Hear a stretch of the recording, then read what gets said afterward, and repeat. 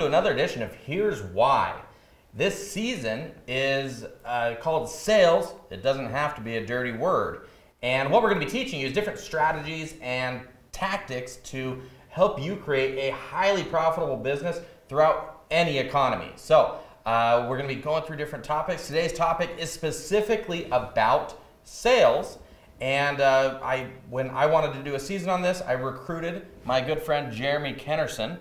And he's going to kind of walk us through his method. So Jeremy Kennerson is the CEO of JeremyKennerson.com, and also I want to say help desk is my problem here, but what is the desk team? Desk team 360. Say it 3 times fast. Yeah, sorry. Desk team 360. So what we're going to go through is his 4-pillar method of how to create a highly profitable business.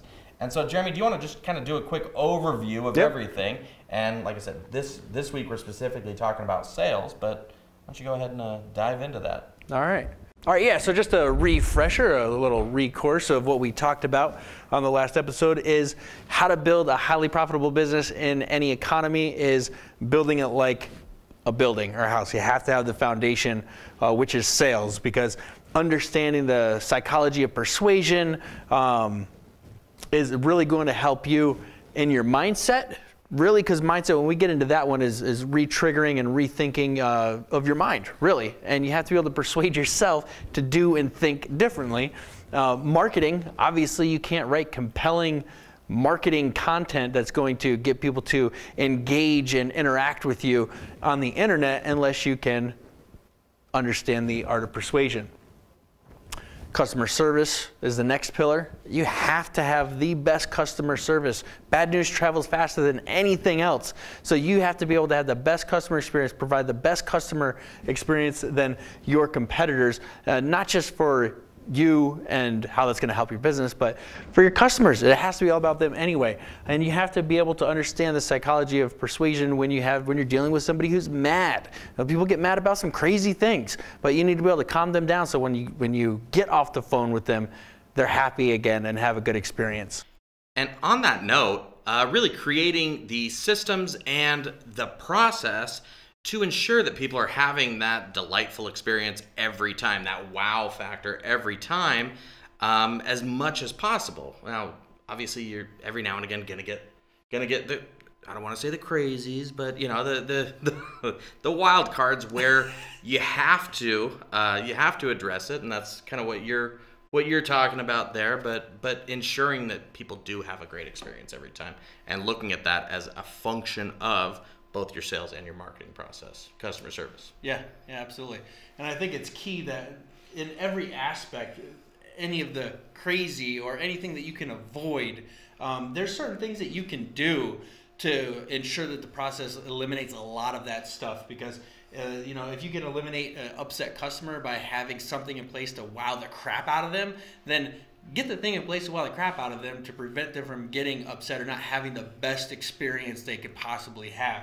Same thing with sales, right? Like, it's like if you keep getting the same objection over and over again, like, don't wait till you ask them for their business to overcome the objection. Overcome it earlier in the conversation before it becomes a big deal and a problem in the first place. Before it comes an objection. Exactly. There you go. Exactly. And that's one of the keys of understanding the fundamentals of sales, because you can apply it in every aspect. I think that's why Robert Kiyosaki says that sales is the #1 skill that an entrepreneur has to learn. And it's not necessarily just about selling your product or your service, which you have to do to make money, but about selling yourself. You're going to have to sell yourself to, potential partners or investors or anyone. It's such a skill that you have to learn to be successful in building a successful business. Because if you can, within operations have those processes and systems you mentioned, you also need to understand sales and talking to people. Because the same way that you sell a customer, not that you want to sell a customer or convince or manipulate a customer, because we don't do that, but nor do you want to, because you don't want to feel slimy. You don't want to feel like a slick salesperson, so you don't want to sell people either. But the same way you're able to encourage people and inspire them to take the next step with you, the same thing is what you do with people to create the best possible culture, and also making sure they're able to hit their goals, because when they do, you do. And that's why it's so important in every single aspect, so that you can build this in order and you can actually scale and grow your business and take it to the next level. We all start a business wanting to buy an island in Fiji. I don't know if everybody does. That's just me.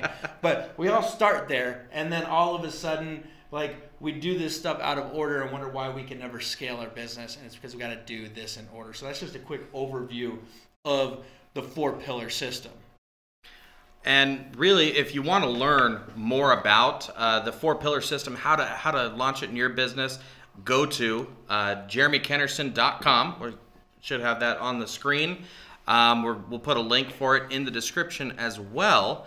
And if you want to shoot these types of videos, we're here at Why Not Results Studio, which is my company. And Jeremy, it's great. You've been here. What do you think here? I'm looking out in everything that you cannot see. It's a great studio, and to be able to have this professionalism to create videos like this is instrumental in the marketing aspect, in your branding, in your advertising, in your marketing, all the things that you need to reach out, especially in this day and age. How much is changing, and more businesses are needing to go viral, and it's like, how do you do that? Well, how do you get, that's the biggest question I think with every business is, I start a business or I have a business, how can I get more customers or leads? Well, you have to let people know you exist. And the digital age has changed everything. What got you here is not what's going to get you there. Exactly. Right? Exactly. And video is consistently proven to help in every aspect of your business. We could talk about this all day. We're going to get into Literally this in marketing, day, so I'm not going to get into too much. So, anyways, go to whynotresults.com. Again, we'll put a link to it down in the description. But let's get into learning more about sales and how to be more successful at sales. So, Jeremy? I think the key is, what I said earlier was, nobody wants to feel like they're selling, right? And a lot of people, no one wants to feel like they got sold. No one wants to feel like they've got sold. Exactly, right? It goes both ways. Yeah. Unlike Jimmy here, but I took it too far. I see it in his face. I took it too far. But you remember when I first took over the team, and that's one of the things that I said was like, you have to be able to want to be successful. You have to be able to sell people to have success. And back then, obviously, it was a little bit different. But you remember the resistance I got on that was like, absolutely. I'm not doing that. I'm like, whoa, it's not what you think. Yeah. As long as whatever you're selling is going to benefit the person who fits your ideal client or customer profile, right? Yeah. Then what you're providing is a value. And so there's nothing wrong with having the right things that present your offering in the best possible light and appeal to them as much as possible. Right. And you just want to be, number one, have integrity. That's number one. I think one of the first books I read, my dad gave it to me. I should have probably gotten into this in the backstory in sales. My dad was in sales, and growing up as a kid, it's like, oh, my dad sold guns to the military and police departments and stuff. I thought he went and shot guns all day. He works with guns. No, he sold guns. He had to travel around all the time. He's never home that much. And I wanted to be like my dad. So getting in sales. When I told my dad I was getting in sales, long time ago, first thing he gave me this book by Og Mandino, the greatest salesman in the world. And I can't tell you much about it. I can tell you a little bit about it. I won't waste your time right now. But the one takeaway that I got from that is you have to love your customers more than you love yourself.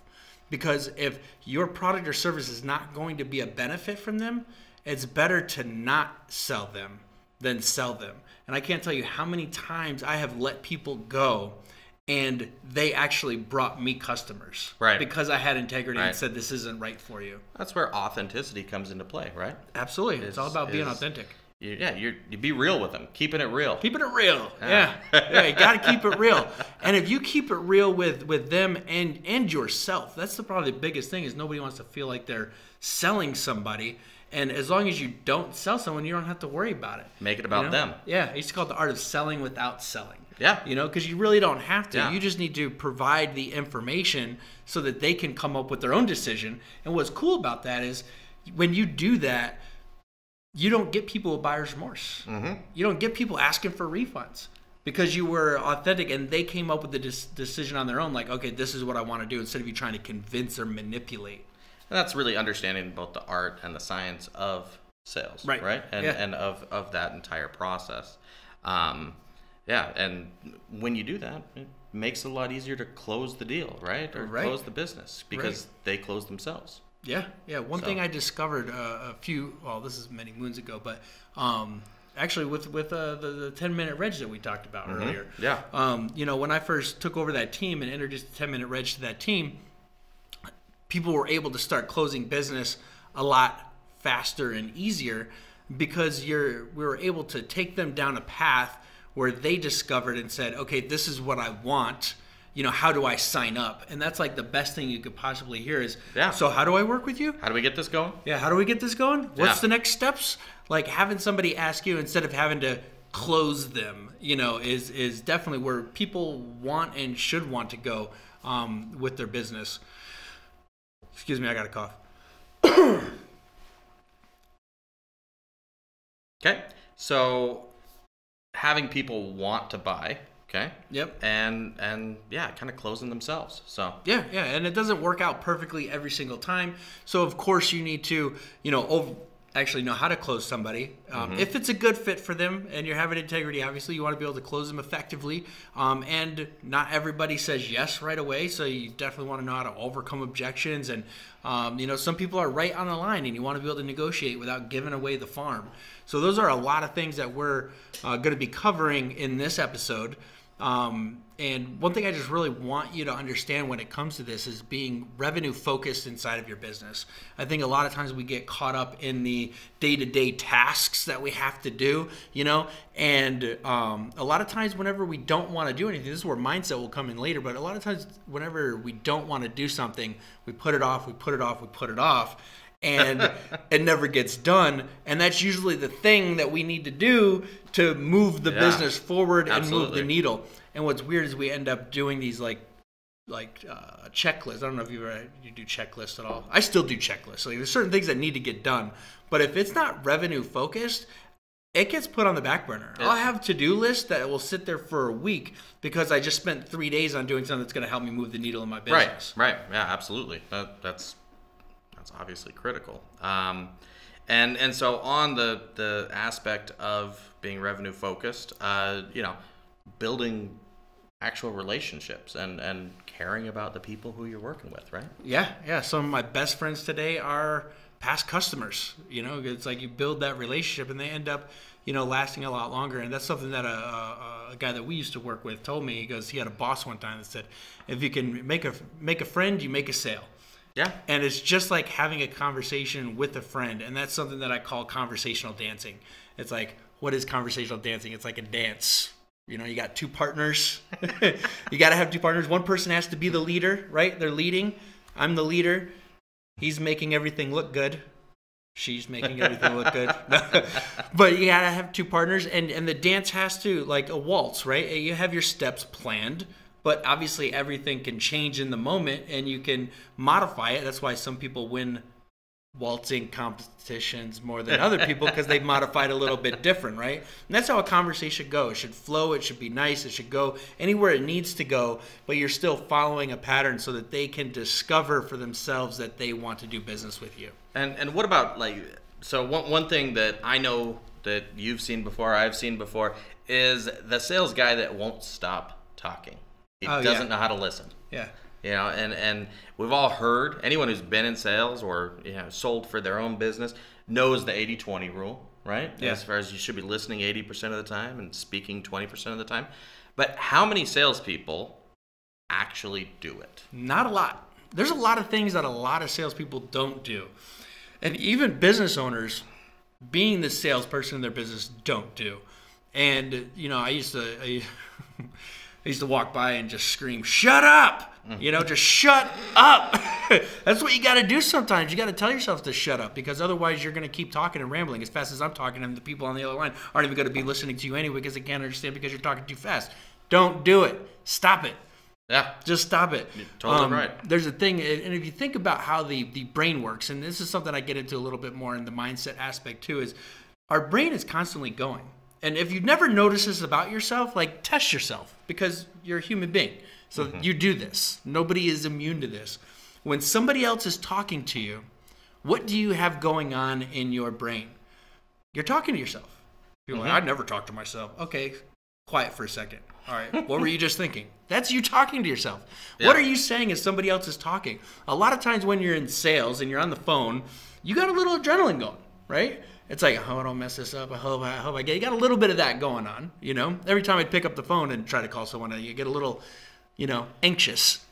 But if all you're doing is just thinking of the next thing you might say when they're talking, and you're not listening and asking maybe more probing questions, then you're never going to truly be successful in sales. Absolutely.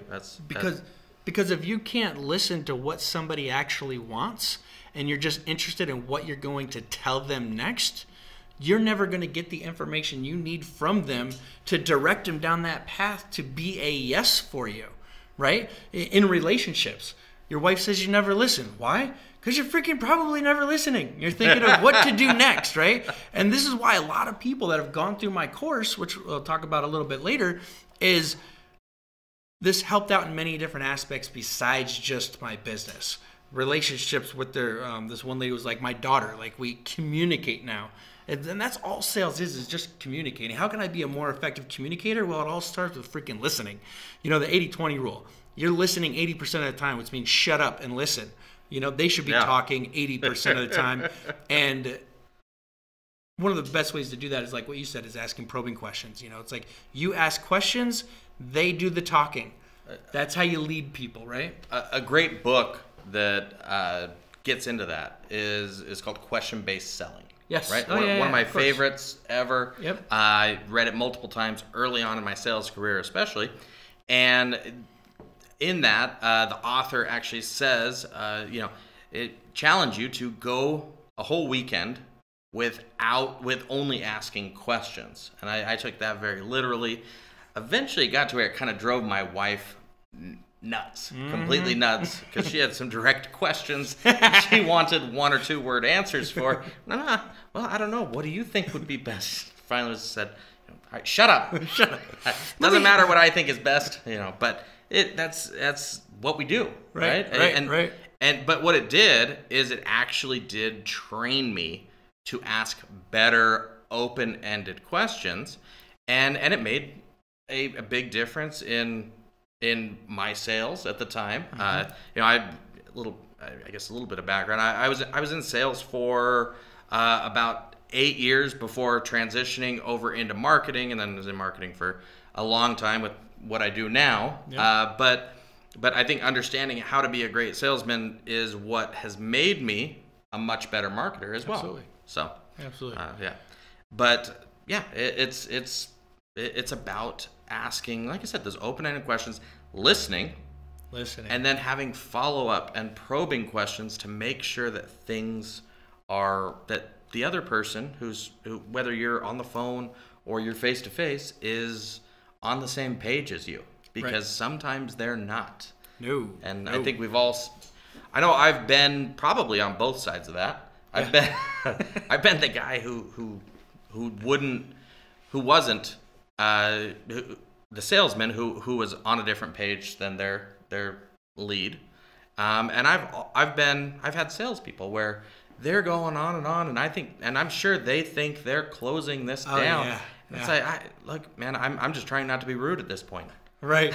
And what's funny is whether you're face to face or on the phone, you can tell when your customers are fading out. When they get the look where it's like, everybody has had this, right? You're talking to your cousin at the family reunion, you just keep chattering up, and all of a sudden their eyes go like this, and they're like, inside they're like meow meow meow meow meow meow meow meow, or they're thinking about what they're gonna go eat or what they're gonna do next. They're not even listening to that rambling that you're doing, so it's completely ineffective. But the other thing too, the importance of those probing questions, like you said, those follow-up questions. If I ask you a question and you give me an answer, and open-ended basically means it's creating a discussion, like it's more than a one-word answer, and they're rambling on answering that question, and If you just ask another question, that's like an interrogation, Yeah, right? yeah. And people feel interrogated, like, man, this dude's just reading down a list of questions. You know, like, this Right. must be his process. You know, There needs to be a flow. yeah, and the For best sure. best way to do that is to ask a follow-up question. Oh, you said this, so what does this mean? You know, something like that. And number one, it makes that person feel like you heard them.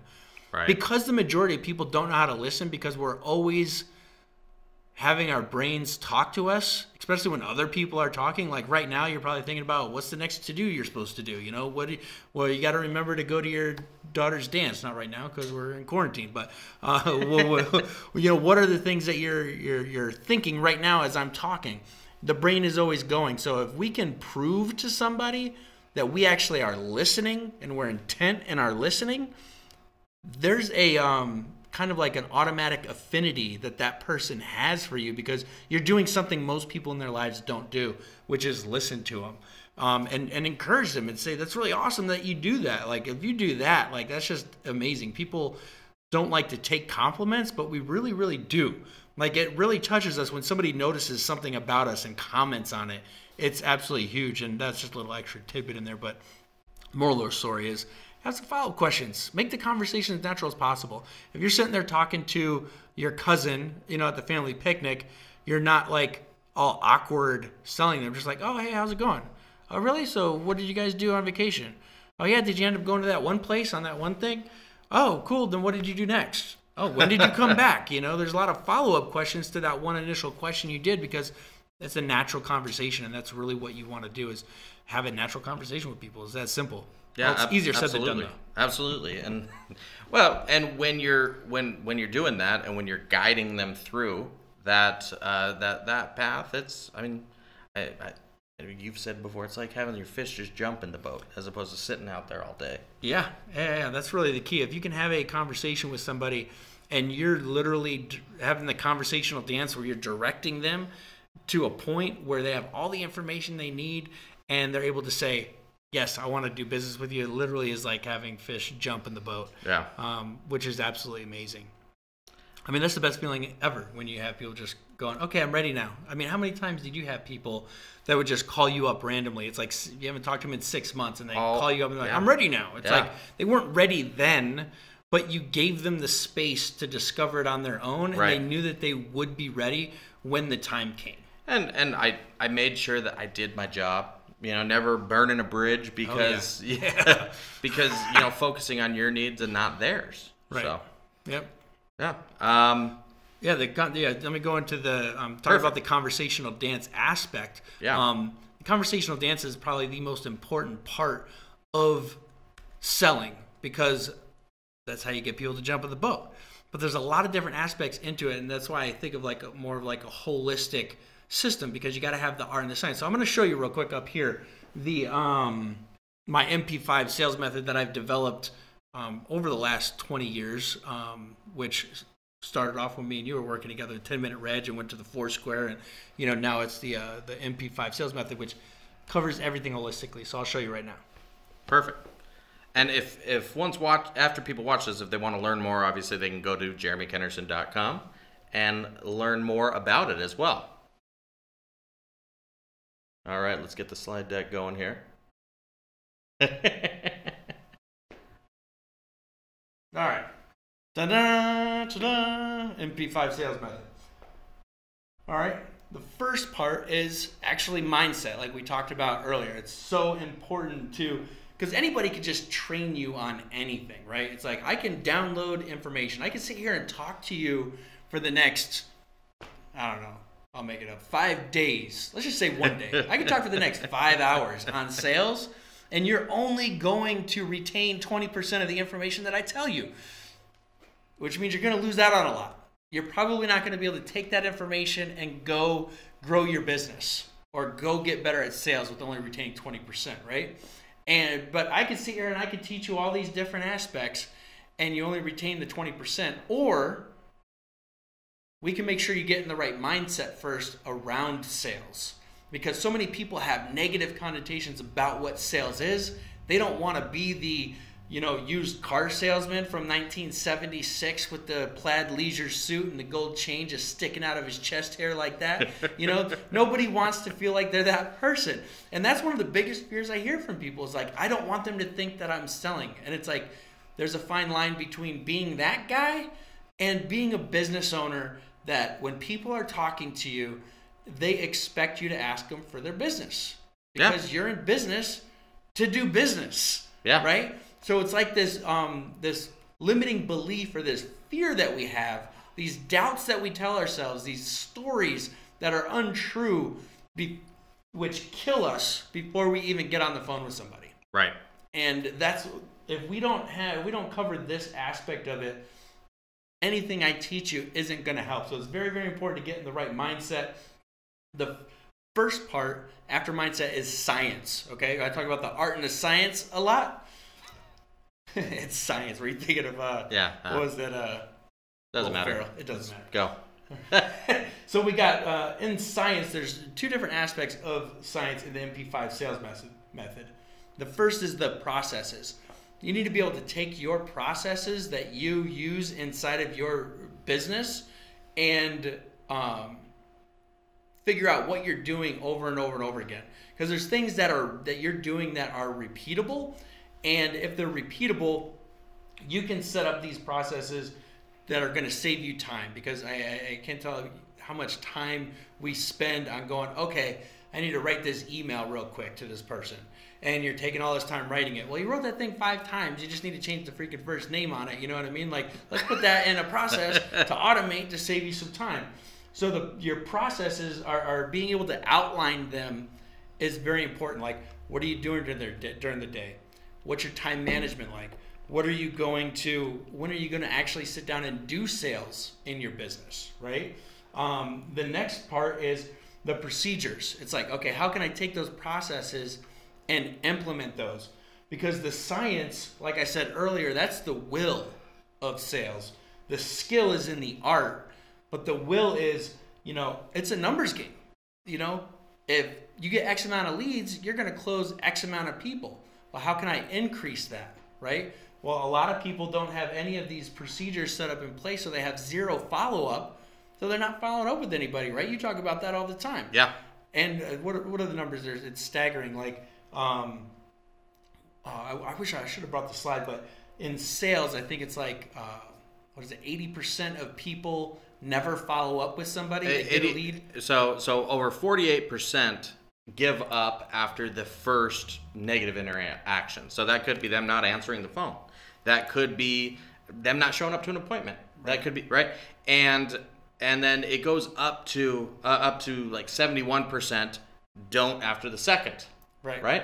But it takes the 7 to 12 or whatever of meaningful interactions to actually convert like 80% of sales. And so you can either have that meaningful interaction and then they can go have the others with someone else, or you can continuously have those meaningful interactions and close the business. Right. And I think that's why the Apollo Group was such a big company and we were able to be number one for so long. And even as a sales rep there, it's like the top 1% of sales reps were literally probably only the people that were willing to follow up 5, 6, 7, 8 times. Right. Because the majority of people gave up after the first time. Mm-hmm. So having that kind of stuff outlined, and because everybody's business is different, right? And that's the biggest thing I hear is like everything works in everybody's business and everybody's industry, and that's absolutely true. But if you don't have the personal interaction, like you could take a course and never get anything out of it. I don't know how many of you have done that. I've done that a bunch of times. It's very important to be able to have somebody there to answer your questions, to help you create these processes and these procedures around your specific, not just industry, but your business. It's like I get most strategies work no matter what your business is. But if I don't have you there to help me answer, as a business owner, I'm in the weeds in my own business. Sure. I can't see on the other side of the hill to know where I'm going. And so having somebody there to actually help you create those processes and procedures specifically for your business is very important. The next piece that we get into is the art, okay? The art of the sale. This is the skill. This is where the conversational piece is taking place. And this is where we get into the third P, which is progression. This is where it's like I can have a conversation with somebody. This is where you're learning the conversational dance and how to progress that conversation down that path where people say, hey, how do I do business with you? Right. And then the next piece is performance is, okay, how can I increase the amount of conversions? How can I go from a 10% close rate to a 20%? How can I go from 20% to 40%? How can I increase that and being able to do that? And a lot of that has to do with, with the with the performance, or not with the performance. That has a lot to do with overcoming objections. Standardizing your closing question, being able to negotiate, and specifically talk about inside of negotiating, like instead of just devaluing your product and discounting, being able to value add to help people a lot. And then the next piece is practice. This is the thing most people leave out. They do something or they learn something and they don't practice really, or it doesn't work one time. Yeah, and then they stop doing it altogether. It doesn't work. Yeah, that's madness. It is madness. How often do you see that? All the time. All the time. I've done it. I'm sure you've done it. I knew what the answer to that was. Yeah, but... yeah, that's for answering that rhetorical question. But we deal with it a lot, and that's why it's so important in my MP5 sales method that I actually go through with my clients and practice with them. So they're not left on their own, practicing in front of a mirror, practicing with their wives, which I totally recommend. But having somebody there that understands this process and can listen to what you're doing and give you training right then and there. And we actually take it a step further in the practice realm. We actually do not just role plays, but we actually do live sales calls. So we actually jump on calls together, and I'm able to give you feedback live so that you're not ruining your leads. Because that's one thing that people do is I don't want to try something new and practice on a live lead and miss out on a deal. And so if people want to learn more about the MP5 sales method, talk to them about how that's done as well. Oh, yeah. Basically going to jeremykenderson.com and you can, opt in. I got a couple different ebooks there that are cool, or you can schedule a consultation and learn more about it and basically, see when the next one is and get involved with that workshop. And they, like I said, the results are incredible, not just in sales, but in your business and even outside of business. Like I said, it's all about communicating and having better relationships in every aspect of your life. And it's pretty cool. And most of the time, who would be sort of that ideal client for the MP5? Is it salespeople who want to improve? Is it business owners who are trying to improve their sales process within their business? Or who normally falls into that category, or is it a little bit of everyone? Well, I deal a lot mostly with high ticket coaches. People that need to take people through a process where it's not just, oh, hey, spend a couple $100 with me and everything's good. It's like it's a high ticket item to where you need to take people through this process. Maybe it's a little longer of a selling cycle. You need to understand like the art of negotiating, things like that. So usually high ticket coaches, a lot of digital agencies, business owners, and some successful salespeople that want to, take it to the next level. Mm-hmm. Dealt a lot with, training sales departments. So that's another thing that we can implement the MP5 sales method with, is an actual sales department. So if you got salespeople and you want to help them get to the next level, this is really a key thing for them to be able to go through as well. Awesome. Yeah. All right.